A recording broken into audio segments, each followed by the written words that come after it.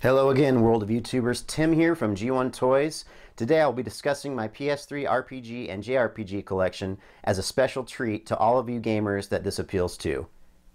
As you can see, I have put some time into collecting these rarities and playing them so that you, my faithful watchers, can gain knowledge enough to make educated collecting and gaming choices. If I happen to miss a few as we go, it's most likely because I already reviewed the game on my complete collection review, which you can also check out on my channel. But if not, you will find them all here. So let's get started. In our first game in our list of RPG classics today, we start with Record of Agarest War 2 by Axis. And this is also PlayStation Move compatible, as you see. Here's the back for you. Little grade at the bottom, little rating of teen for language, mild fantasy violence, partial nudity, and sexual themes. It's always nice to see some partial nudity in these games because it's kind of the staple of Japanese RPGs, right? So let's talk about this one. It was a complete upgrade from Agarest War 0 and Part 1, and that's why I own it. It is a refined beauty. If you like sprites, and I don't mean the drink, this one has your number. At 60 frames per second, the battles are enjoyable, and battle you will.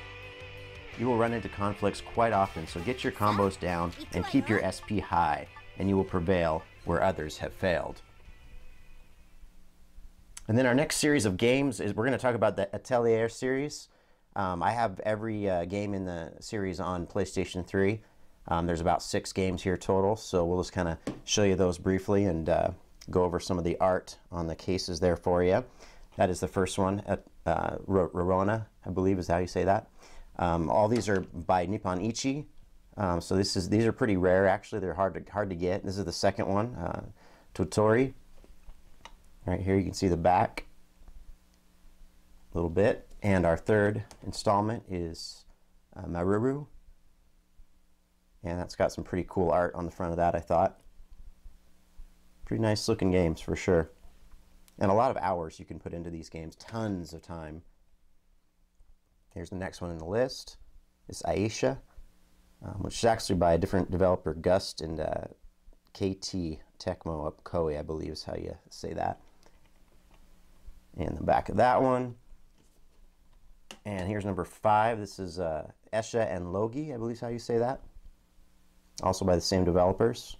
Really cool artwork on that one for sure. That one got the E rating. That's interesting because most of those are T's. And then our last one in the series was actually, I have a box set of it. It's Atelier Chalet. And this is the last one in the series on PS3. This is the special edition box set, of course, of this game. What you get with this one is the game right here with some, again, some cool artwork on there. Same developers. It also got the E rating, which was interesting to me, but hey, they're going into the realm of children's games, I think, with these things, but I like the first ones a little better myself. This one comes with a book right here. Kind of shows you some artwork from the game right here. Kind of flip through it for you briefly.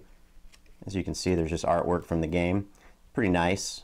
It's in great shape. I've kept this in really good shape. Also comes with the soundtrack for the game. There's all your songs from this particular game. Very cool. You don't see this every day. It's a extra here that comes with the box set of this game. So very well presented. I like the box sets a ton. I just don't pick them up a lot because they're kind of expensive. So talking about this series, it's all heavily based alchemy games, and if you don't know what alchemy entails, it is basically the transformation of certain objects in order to purify, mature, or perfect them. For example, turning lead into gold. Now that we have a general understanding of what the term is, we turn our attention to the 6-game set.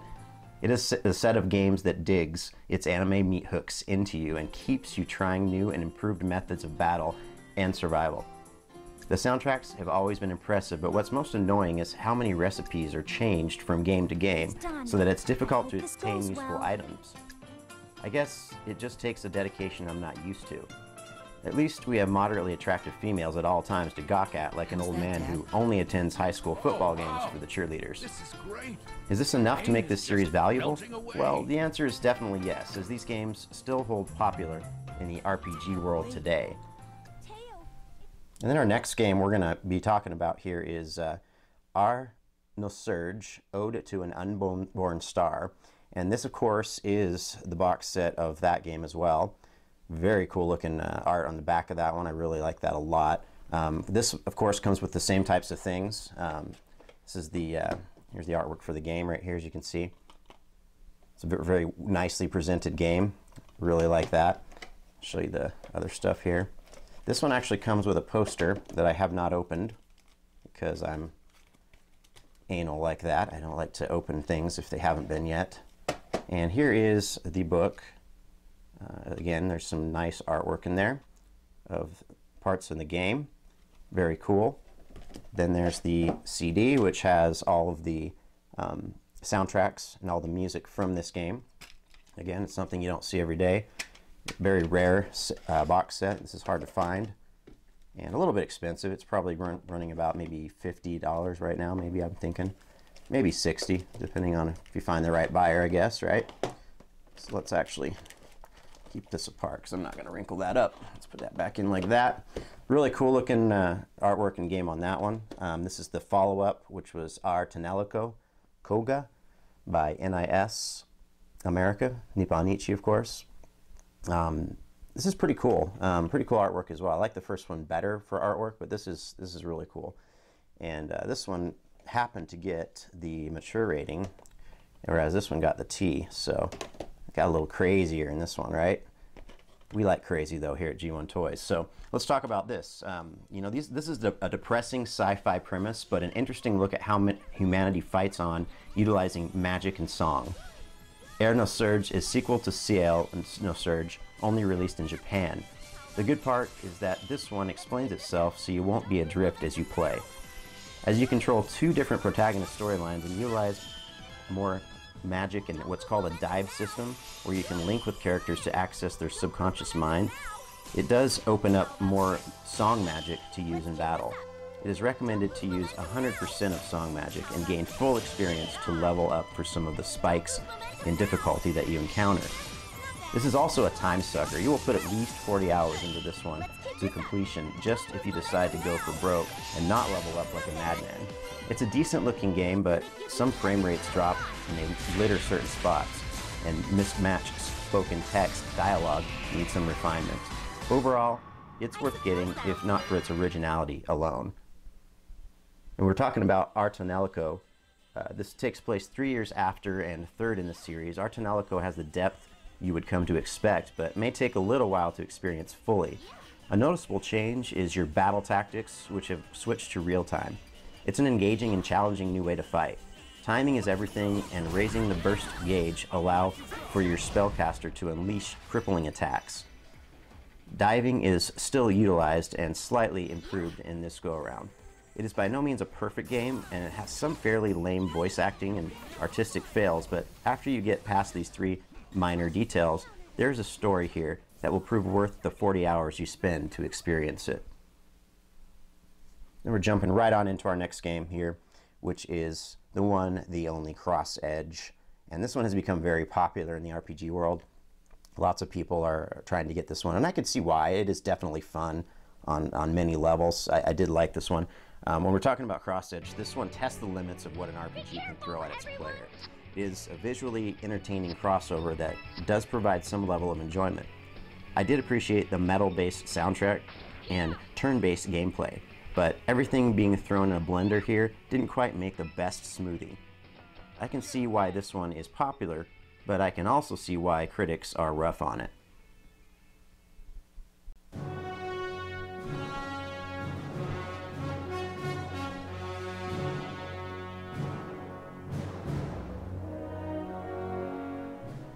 And now we come to one of the rarest games in our collection.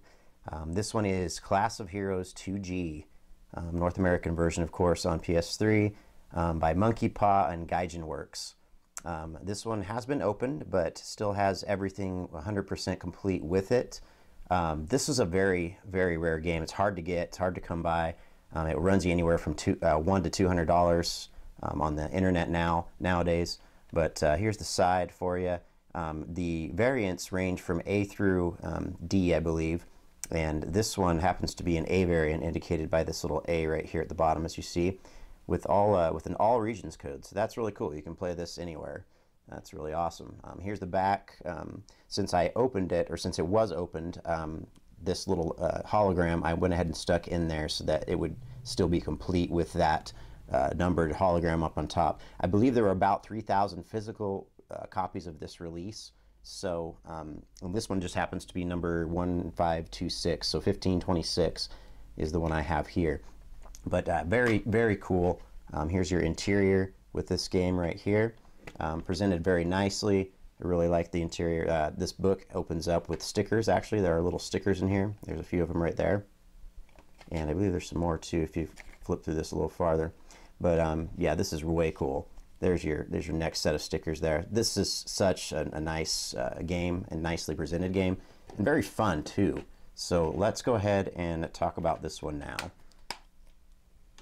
Aside from being one of the rarest physical releases on PS3, this one is worth the money if you like building a class of heroes as the title suggests.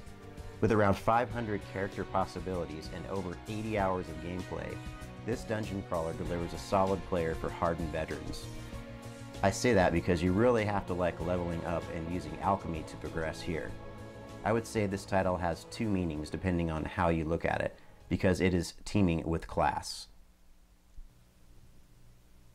And our next series of games in our lineup is the Disgaea series by Nippon Ichi. This is Disgaea 3, Absence of Justice. Got the T rating there. Artwork on this was very well presented, as you can see. Nice game. The follow-up was Disgaea 4, A Promise Unforgotten, which I thought was a little better. The graphics kind of took a leap with this one, as well as the difficulty. They added some more things to do with this one for sure. So I actually liked this one better than 3. I thought that it was just a little bit more complex, and I like my games complex like that. Really cool artwork on the inside of that one. And then the last one in the series they did was Disgaea D2, A Brighter Darkness, all by the same developer, NIS America. This one got the T rating, of course, as well. This one took a little bit of a different direction with the artistic graphics on this one. Wasn't quite the same as the other two, but very fun still, and definitely worth getting. But as we talk about Disgaea, they're a turn-based strategy gone viral. The special attacks alone are enough to give this series a go, next to adorable sprite animations and addictive gameplay. But Disgaea isn't for all gamers. I liken the series to Final Fantasy Tactics and warn that this is what you are in for with a new level of difficulty. In combination to controlling your fighters, you have geo panels that can be fortunate or unfortunate, depending on which one you choose to step on. The use of leveling up is well provided, and a must to achieve ultimate status. Disgaea is that perfect blend of anime, tactics, and satisfaction we wanted so dearly from Final Fantasy attempts. And then our next game is a rare game. It's Deception 4 Blood Ties. As you can see, it's one of the newer titles released on PS3, indicated by the blue stripe there at the top and on the side.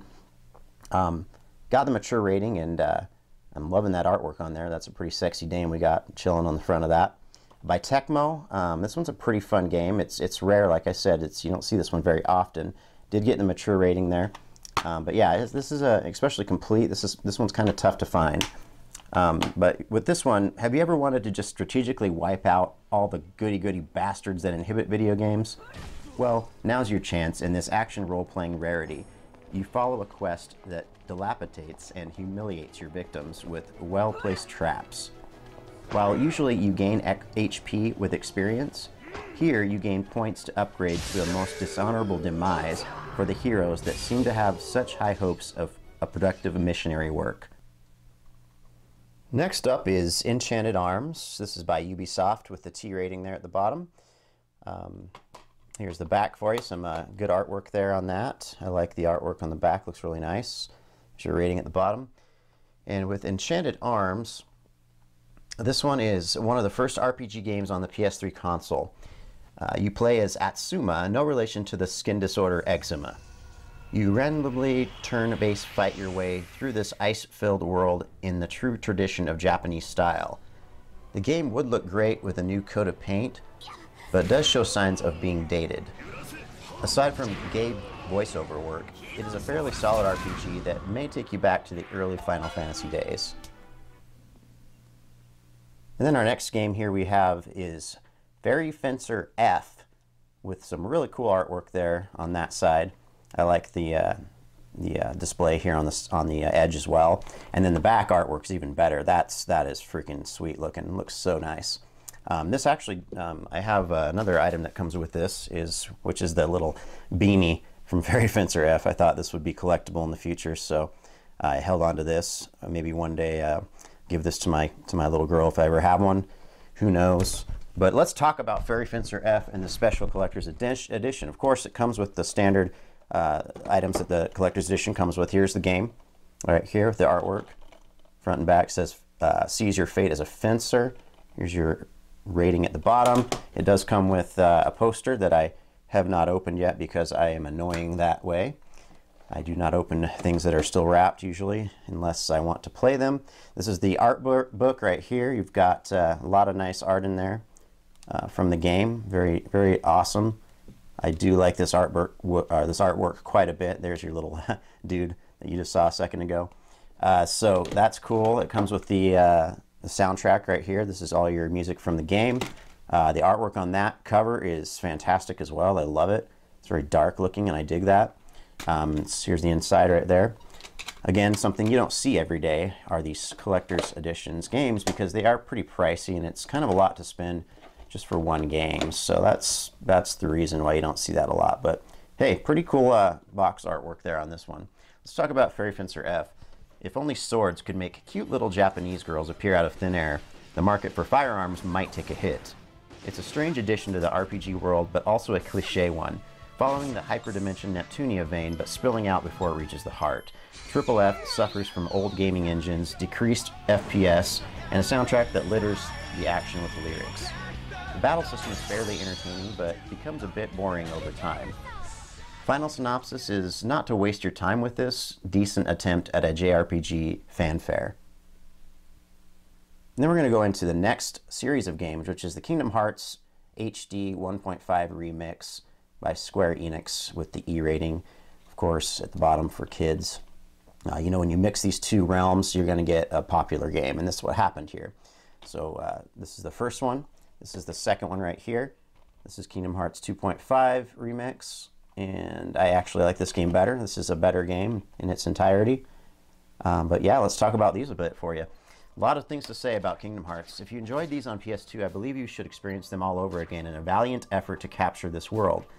The first also contains a re-release with new content, Chain of Memories and 358 over 2 days, exclusive to the Nintendo DS. The extras aren't the highlight here, but Chain of Memories does lead into our next game of interest, which is the 2.5 Remix. Here you get the final mix version, only released in Japan, and Birth by Sleep, only on PSP, which also contains the Japanese version. All the cutscenes are remastered with new ones for the die-hard story buffs. Neither game, unfortunately, could escape the 30 frames per second in these reboots, but are visually crafted with care. A notable and honorable mention is the Birth by Sleep edition, which happens to be one of the more lengthy games offered. In conclusion, these remixes are a must-play and perhaps some of the best we've seen. Then as we venture to the next game, we have Lost Dimension by Atlus. This is one of the Atlus early titles, I believe, with a T rating there. There's your grade and Y. Let's talk about Lost Dimension. This one's actually interesting. I like this one. This game is like the Misfits of Science gone anime. Fully fun and engaging, but don't think your team is yours. There's a traitor in your midst, and you must point the finger until you break them down enough to identify them. Lost Dimension is none other than unique and is fresh as a shower and some deodorant. It uses a randomized traitor throughout every new play, so the replay value is there. Usually this takes between 30 and 40 hours to complete. The only area that this title suffers in is graphics and voice acting, but sometimes the best games are the ones with the worst visuals. And then diving into our next game, we have Last Rebellion by NIS America with a T rating. Nice looking blonde on the front there. I think every girl in the Japanese anime is nice looking. I've never seen an ugly one, I don't think. So anyway, there's your rating there at the bottom, talking about The Last Rebellion. Artistic direction here was unique and also hand-drawn, which is a check on my review thus far. It plays a little like The Legend of Dragoon on PS1, but adds an extra addition that allows you to find an opponent's weakness. There's some soul switching taking place here as Aisha enters the game after an unfortunate event. As a whole, this title is better than it's cracked up to be and slightly less involved than other lengthy titles in this genre. Now let's talk about the next set of games, which is the Mugen Souls series of games by NIS America. These are very interesting games. Interesting in the fact that they demean little Japanese anime girls in a way. Anyway, so you got the T rating here. At the back, there's some kind of cool sprite art there. And then you have your rating down there at the bottom. Here is Mugen Souls, the sequel, Mugen Souls Z. This one is along the same lines as the first one, pretty much, with just kind of a larger world going on. But there is your rating there at the bottom and why. This is the blue label, of course, that indicates that this is a newer PlayStation title. So about Mugen Souls, let's talk about this. Let's just start by praising the free roaming battle system and then shaming the fact that you basically use your character as a piece of digital meat to progress. In a way, it's mildly appeasing to fetish favoritism. Parts of the minigames were actually annexed to avoid lawsuits from what I gather. Gameplay has somewhat of an issue with the dropped frame rates, but my inner perversion kept me playing. Mugen Souls Z continues domination-based tactics as you now planet hop with a few chest bouncings along the way.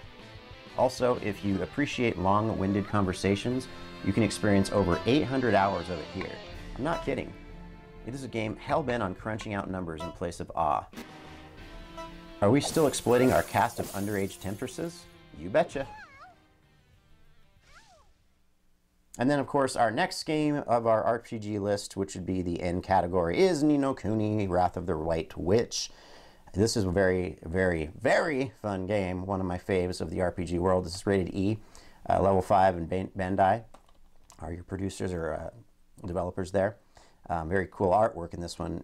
Man, I can't say enough good things about this game. It's fantastic through and through. So about Ni no Kuni. Thank you, RPG gods, for bestowing this well-crafted exclusive for Sony. This is the story of Oliver, caught between two worlds. You'll be able to change things in the other world by what you are doing presently.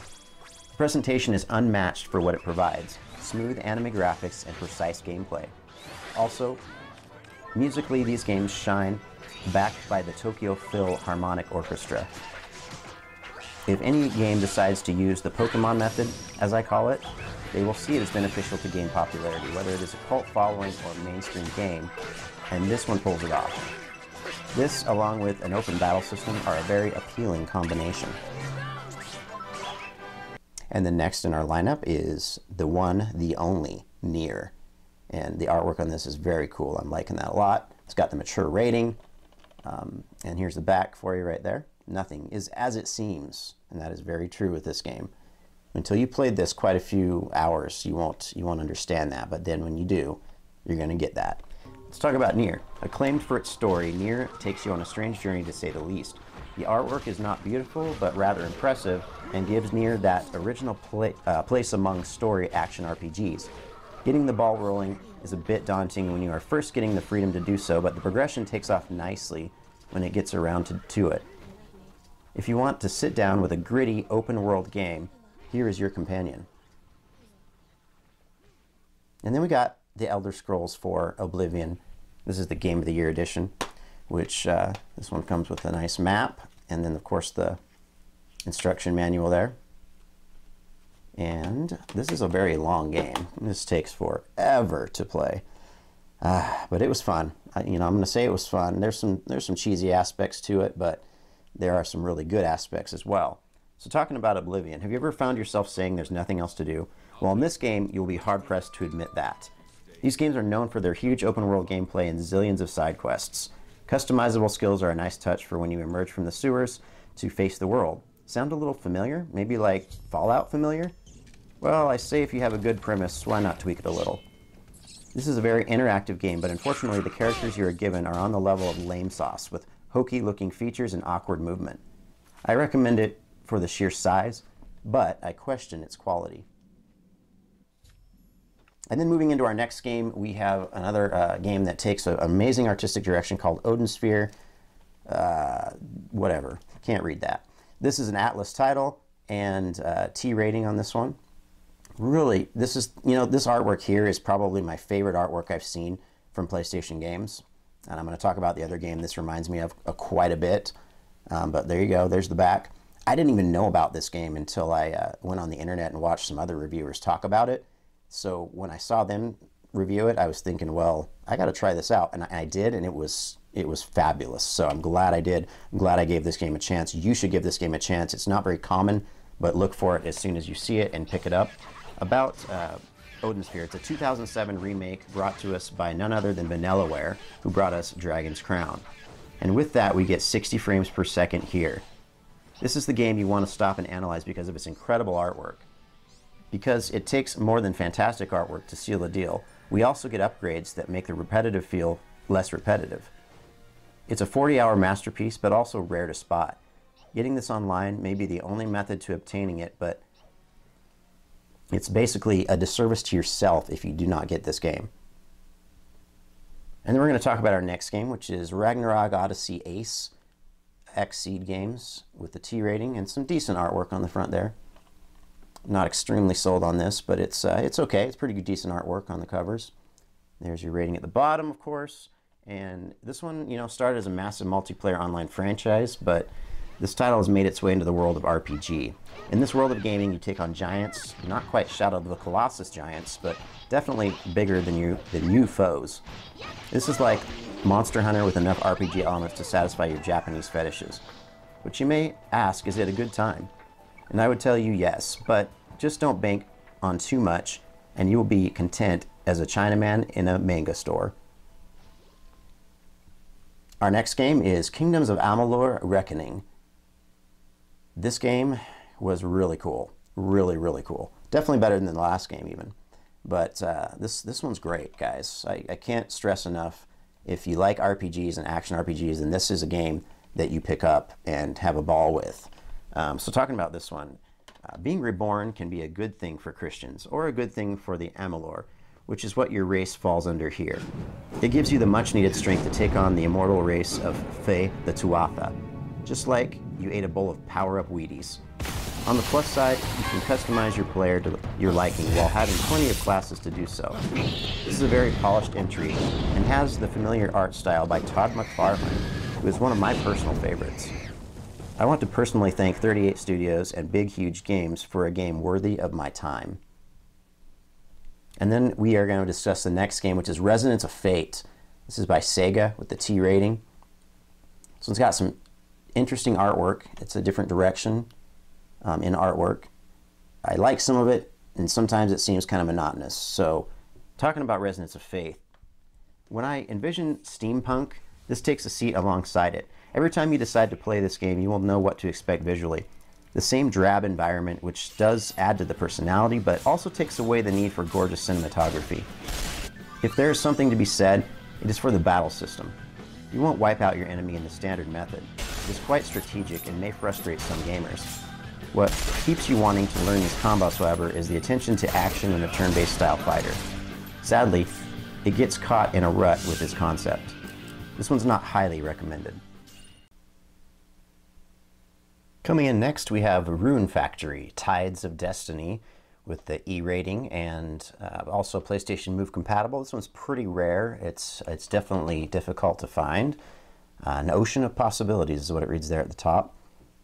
So yeah, this game is a little bit definitely rare. It's harder to find. I don't see it often in the game stores. It's by Natsumi, which is actually the company who makes this other very rare game, Africa.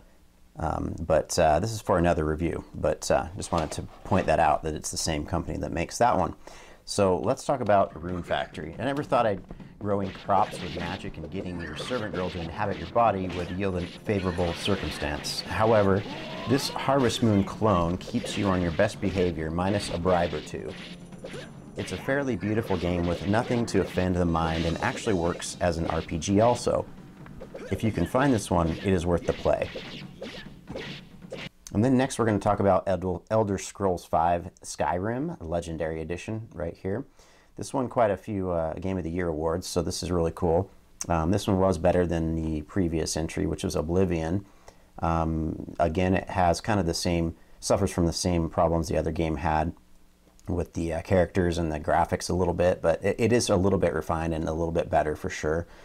There's your rating at the bottom. And then about Skyrim, this one here, it's a true open world game with extra spice. I'm not talking about oregano. I'm talking about full-on cayenne seasoning. This is in the top 10 best RPGs ever made. The 5th in the series, but first for what it is, a magnificent world of wonder, quests, and freedom. My excitement had me dragon shouting all over the place. Not to say there aren't bugs, but it really gives you a desire to explore and level up. Did I mention over 100 hours of gameplay awaits you? And then we're going to get into the next series of games, which is the Sacred series, which start with number 2 on PS3. This one's kind of rare. I don't see it often. This is Fallen Angel Sacred 2, but very much caught me by surprise, and finding one in this condition as a red label is very tough. This one's in almost mint condition, but this game is really kind of cool, actually. I dig it a lot. But yeah, as you can see, this one is in perfect shape. The follow-up to this one was Sacred 3. I haven't even opened this one yet, but I have played it by a different developer, Deep Silver, on this one, which I kind of like that developer, actually. They're pretty good. This one took a different direction, and I did like it a lot. I'm not sure which one's better. I'd have to probably say 2 was better if I'm talking about, like, you know, true RPG standards. But this one was actually really fun too. Let's talk about both of these. You'll never be bored playing this prequel action RPG. There are many various monsters or creatures to fight, and yes, you are allowed to button mash your way through this one.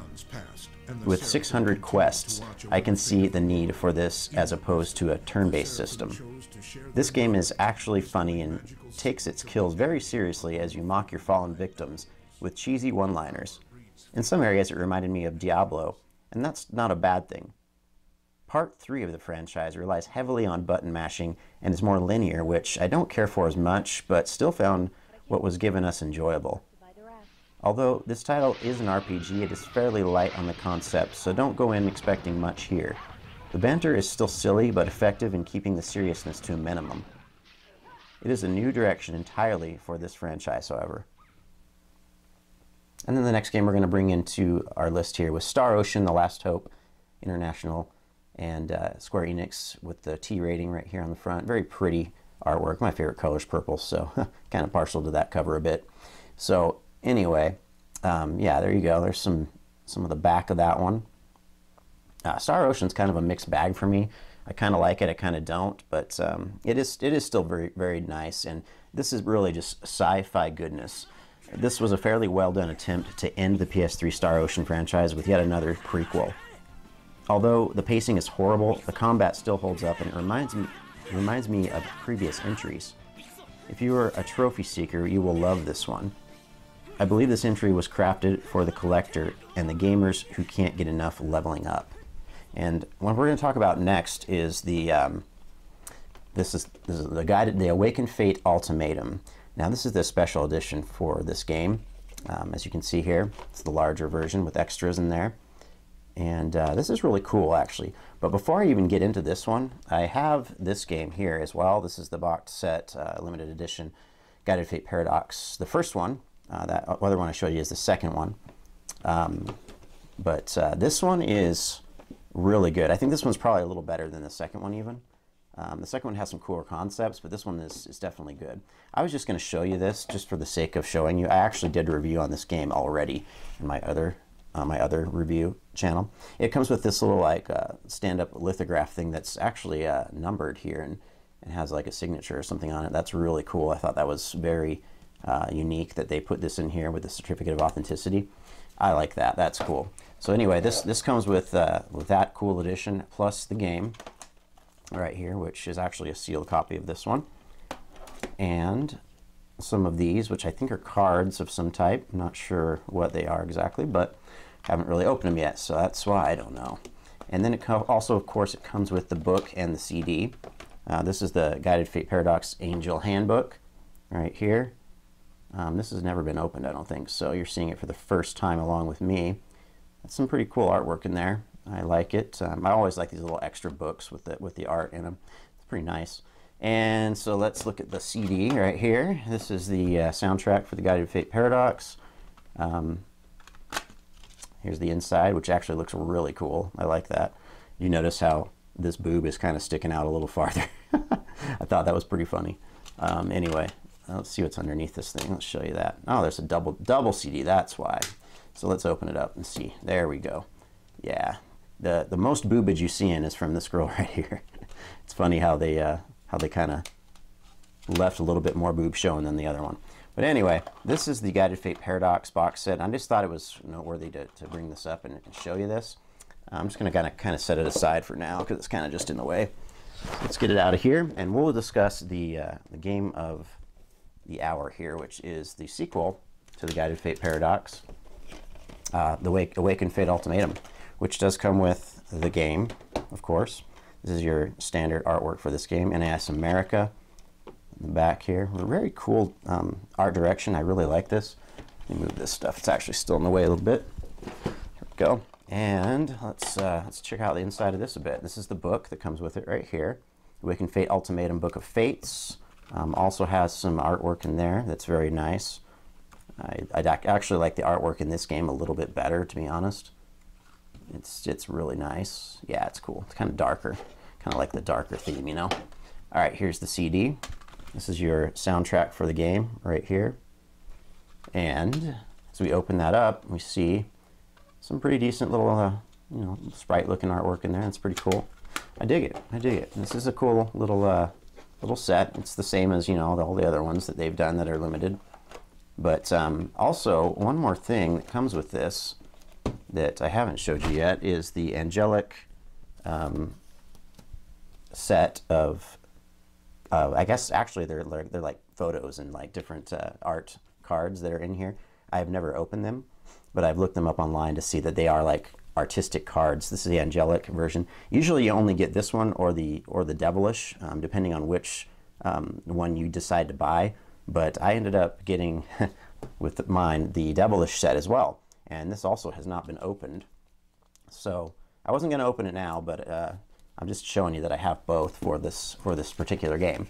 So let's talk about the Awakened Fate Ultimatum a little bit here, shall we? Sequel to the Guided Fate Paradox. This was a dungeon crawling RPG.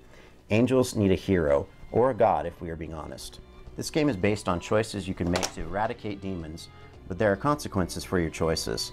Not as good as the first, but does do something not too many games have done, and that is mix science with God. I didn't think that was possible, but lo and behold, it was done. This game was slightly harder and forces you to save before you enter dungeons in order not to lose your supplies. As a whole, it is an average to good-looking game and gives you the option to switch between devil and angel, not a choice you get to make on an average day of normal life. And then coming in next is, of course, the acclaimed South Park Stick of Truth, which is an RPG, and that's why it's in this review. This is a very, very cool game. I crack up every time I think about this game. Made by Ubisoft. As you can see, it's South Park to the hilt. It's perfect. And as you can see, it's South Park to the hilt. It's offensive. So this game, I actually need to get the book, I guess, for this one. But this one is really good. This one, let's talk about it. In the true tradition of South Park, this game has been a milestone, even in the RPG world. This game was hilarious as well as offensive, which is a selling point for this franchise. You aren't just playing an RPG based on South Park. You're taking part in what feels like an actual episode.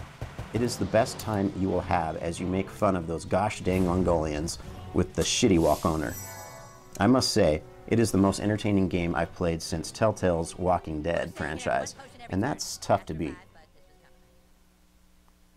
And then next in our lineup is Trinity, that is Souls of Zillow, I guess is how you say that, by Koei.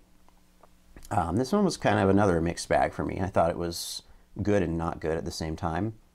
But your battles will become legend. And then another language. Battales deviendront legendes. I don't know how to speak that language, but anyway. So, yeah, there you go. There's your rating there. And let's talk about Trinity. Let there be no mistake. This takes on the form of a hack-and-slash action game with a mere shroud of RPG elements. Swapping between two other playable characters which aren't profoundly different, there is quite a bit of content and takes a bit longer than what it's worth to complete the game. I don't recommend purchasing for an epic story or battle ranking adventure, but instead for a collector who appreciates semi-rare titles. And then we're talking about Trinity Universe. This is NIS America yet again. So this game is very cool. I like this one. So this is a cool little fun RPG to play. There's your rating there at the bottom. And I don't have a ton to say about it, but I'll say this. It utilizes a turn AP-based combat system and a slight animation through cutscenes, and Trinity Universe isn't a bad attempt at what it sets out to accomplish. It's more polished and humorous than similar options such as Cross Edge. If you do wish to fraternize with a pretty decent game that satisfies your fix for Japan-style animation, this is a keeper.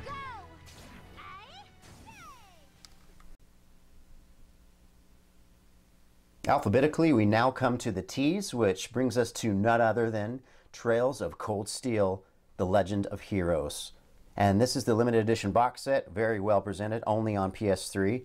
I love this box set. As you can see, it just pops. It's very, very bright and brilliant. I love it. Let's show you what's inside here, guys. Let's take a look at the very top. There's the game, of course. Here's your artwork, right in the front and back. Rating at the bottom. Then inside you get a box that appears to be hollow at first, but if you shake it up, there's a little pin in there that looks just like that. I'm not going to open it right now, but that's what it looks like. You can put it on your lapel badge or what have you, but that's really cool that it comes with that. The best part of this box set, though, is this book right here. It's larger than the other limited edition books, and it's got better, vibrant colors from what I've seen here. It's fantastic. Look at this artwork inside here. It just looks so nice. Such nice artwork here. Shows you about all the characters, tells you a little bit about them, and also talks about, shows you a little bit of the choreography of the game, which is also extremely nice. So yeah, awesome addition to this box set. I love it. I'm very impressed with it. And if you have to have this game here, you have to have the sequel, right? Trails of Cold Steel 2. Here it is, also by Xseed Games, as well as the first one. There's your artistic direction on the front is very nice. Nice presentation, of course, on the back. This isn't the limited edition, unfortunately, but I was just in this one to play it. I really just wanted to play this as soon as possible, so I got this version. But talking about Trails, for a good place to start taking on this series, look no further than the first installment on PS3. Taking place within the Urbonian Empire, you take on various tasks as a student for approximately 20 or more hours. I see this title as a setup or origin story, if you will. It is slower than I imagined it would be, but really provides a foundation for what's to come. I will also say it has a fantastic battle system that makes up for some of the drawn-out cutscenes. This one leads directly into Trails 2, and if you spend the time to get to that point, you will want to break open your piggy bank to gain some closure from where this one leaves you hanging. Part 2 is a combination of all the best that JRPGs offer. Class 7 stories continued in This Is War. This sequel is almost better on every level. There are still issues with diminished graphics, but gameplay and development are top-notch. The story really makes you forget the fact that PS3's full potential wasn't tapped into because the game truly has a life of its own. If you haven't picked these two games up yet, I think it might be criminal. And then talking about our next games, or set of games, of course, in the T Alphabet series, we have Tales of Symphonia Chronicles right here. This one, of course, has Tales of Symphonia and Tales of Symphonia Dawn of the New World on this one. So there you go. There's a little overview of that game there, or those two games, I should say. Next one in the series is Tales of Graces, also by Namco. And nice presentation on the back there with that one, as you can see. And the coup de grace of Tales games, Tales of Xillia Part 1. This is the limited edition box set, guys. I'm not going to open this one, but I can show you kind of what's in there right there on the back. That's what you get with this one. Really cool box set. I like this one too. Not quite as fancy as the other ones, but the game is fantastic, and that's why you get this one. That's why you get the limited edition of a game like this, because it's just so good. And then the next part is just kind of a rare steel case Tales of Xillia 2 box set that I have, and yeah, don't ask me how I got this. I kind of ganked it from the limited edition box set of Tales of Xillia 2, but that's okay, right? I mean, I'm the only one of my friends that has this version, this steelbook version of the single game, along with the soundtrack right there. So that's really cool. I love this presentation. It looks really nice. First game is definitely better, but awesome steelbook case right there, Tales of Xillia 2. And the last one I have is Tales of Zestiria by Bandai Namco. This one's a really, really good game. Loved this one. Let's talk about this Tales series, shall we? So, now I only own the North American versions of these, but there are about 17 total, and all released in different countries and on different systems. For the 5 I own, I can see why they are popular. The stories move fast and furious. A flanking battle system kicks it up a notch when you need to control more than one player at a time. You really must learn the system, or future battles will give you the ring of chirping birds syndrome. These games are deeply entertaining, however, and will keep you coming back to see the plot developments also. Pacing is worthy of honorable mention as well. In terms of greatness, my top pick starts from Xillia 1 to Zestiria to Graces to Xillia 2, and finishing up with Tales of Symphonia. And then the next game we have is Time and Eternity to discuss here. And I really, really love the art on this one. I think it's really nice. I love the female art depicted this way. It's just such a nice presentation. And this one's a little special too. As you open it up, you can see I have the soundtrack for Time and Eternity. It's called the Timeless Love Soundtrack. What a great name, right? Nobody else has this unless you've got limited edition of this game, but I just happened to come across that somewhere. I don't even remember where, but this is hefty, man. It's heavy, and I can tell I got something else in there, which is cool. I like this. Time and Eternity. I love the presentation of this game and its artistic direction. The rest is somewhat between edible underwear and eggplant. I wouldn't say it's a failed attempt completely, but it really could have used some good direction in gameplay. It's hard to make a choice here, so I picked the amazingly attractive Tala or the drop-dead gorgeous Toki. Well, the hard choices like this, the game makes for you after a much-needed level up. So do I recommend this? Yes and no. I guess I just wanted an appealable player along with a visual one. And then next we're going to talk about Tears to Tiara 2, Heir of the Overlord. And this is one of Atlus's earlier games, I believe. This one's kind of special too because I got the book right there, the visual works of this game, and I like this. This is cool. All these little books are such nice little additions to the games. I really like them. I don't even remember where I get this. I mean, yeah, I pick them up wherever I can find them, but this game is pretty cool, guys. Here's the back for you. Has nice art on the back. And I'm really just about that. With these JRPGs, man, you just can't go wrong with the art. It's always really awesome, right? So, Tears to Tiara. Atlus has produced another great strategy role-playing entry. With over 80 hours of gameplay, you can only stop progressing to listen to dialogue. It's a fluent gameplay with great voice acting, even though it's in Japanese. One little pet peeve of mine is how long the dialogue rambles on. Story is very solid, however. It depends on whether or not this annoys you or not as to how you grade this as an overall experience. At least skipping through these can make it seem less daunting. This one is heavy on story, but lacks in the graphics department. And that brings us to our next game, which is Valkyria Chronicles by Sega. And I'm sure you've probably heard all about this game already. Everybody loves this game, and I love it too. Let's be honest. It was really, really well done. And very fun. It's a very unique, fun RPG game that I really got into a lot. So it's a tactical turn-based strategy RPG. It hasn't looked so perfect as this does. You commend your squad to victory in this near-flawless masterpiece. Visually, it's bold, and payoffs are huge in the heat of battle. It provides just the right amount of challenge and doesn't muddy the waters with forced maneuvers. For gamers looking for change, this one triumphs and shouldn't be void in anyone's collection. Which now brings us to The Witch and the Hundred Knight. And this is, yes, the limited box set edition of this game. I actually really like this game. I got into this one quite a bit, and with I actually got this little character. This is a Malunia, I think is her name. I can't remember her name. Matalia, I can't remember. Anyway, so this is the little witch that comes with the game. This is really cool. You don't really get to see this often, but really nice artwork on this this witch as well. So I love it, guys. Let's show you what's inside the box set here, and we'll get down to the meat of this thing here.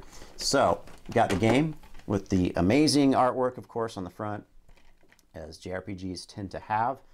And we've got the inside there with the booklet. Really nice. This one actually does come with the book, of course. This is the art book for The Witch and the Hundred Knights. This is very cool. One of my favorite art books, actually, that we've gotten so far. I really like this one a lot. It does come with the soundtrack, of course. There you go. Very nice presentation. I love it. So we're going to talk about Witch and the Hundred Knight right now. So just what I wanted to wake up and go fight for a hot, artistically endowed witch. Well, it really wasn't as bad as I thought it would be. Venturing out with complete and utter disregard for wildlife or humankind has somewhat of a cute yet sadistic charm. This Nippon Ichi title is just different enough to stand out amongst its competitors, so why not burn that village to the ground? Because it's none other than fun.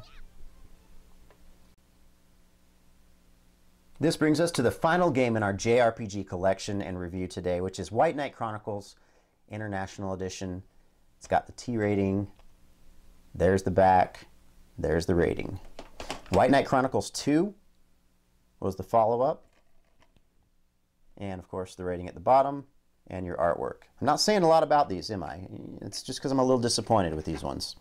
So I was expecting quite a bit more, and I didn't get it. So there you go. I'm going to talk to you about why I was a little bit disappointed with these now to end this review. So let's get to it. Your Grace.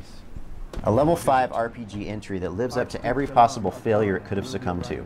The concept was good, but who wanted MMO mixed with traditional JRPG for a battle system? Not this guy. Not to mention that the enemies have a handicap that revolves around them being able to strike no matter where they are and hit you. Sounds like the Japanese version of hell, right? I could have come into this game with less expectations and liked it a smidgen more, but that smidgen wasn't enough for me to waste the time I did. Now let's talk about part 2. A direct follow-up from a huge cliffhanger decides to waste more of my time when I realized most of the same problems plague this continuation. As I found this entry more challenging, I was still banging my head against my pillow and questioning why I decided to do reviews. Let me just say, mana can suck my disappointed dick because it's useless other than key times when you whip it out on a boss. Fortunately, using the knights are slightly better this time around. I guess as I wrap up my RPG game review on a sour note, I will be the optimist and say if you're in love with RPGs, no matter what the presentation, there are hours of gameplay between these and the price is right on the point. I couldn't even say that without some sarcasm, which should tell you not to get these.